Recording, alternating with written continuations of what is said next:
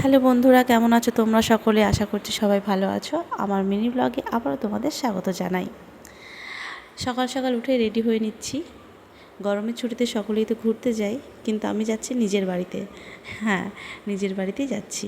ওটাকে ঘুরতে যাওয়া বলবো না, যেন মনে হচ্ছে আমি ঘুরতে এসেছিলাম, এখন ফিরছি নিজের বাড়িতে। শুভকে বলেছিলাম আমাকে একটু টোটোতে দিয়ে আসতে, তো আমাকে টোটোতে উঠিয়ে দিয়ে আমি টোটোতে উঠে তারপর অটো করে এই যে চলে এসেছি। তারপর ট্রেনের অপেক্ষা করলাম, টিকিট কেটে ট্রেন চলে এসেছে। আলাদাই একটা অনুভূতি কাজ করছে মনের মধ্যে, যেন মনে হচ্ছে কত দিন পরে যাচ্ছি। আসলে এবার একটু বেশি দিনই হয়ে গিয়েছে। আর স্কুলটাতে আমি জয়েন করার পর থেকে অনেকটা অনেক দিন পর পরে আমি যাই। তো জিয়াগঞ্জ স্টেশনে আমি নেমে গিয়েছি, তারপর টোটো করে আমি একদম চলে যাব।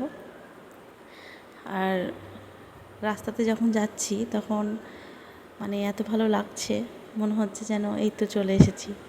আসলে যখন আমি গ্রামের বাড়ি যেতাম ঠিক এইরকমই অনুভূতিগুলো কাজ করতো, যে চেনা মুখগুলো যখন দেখতে শুরু করতাম। এখানে চেনা মুখ নেই বললেই চলে, কারণ এখানে আসা তো আমাদের খুব বেশি দিন হয়নি, 4-5 বছর। যার জন্য সব মুখ চেনা হলেও, মুখ চেনা হলেও, যেমন টোকানের যাদেরকে দেখি তাদের মুখ চেনা হলেও তো সকলকেই চিনতে পারি না বা চিনি না, তারা আমাদের চেনে না।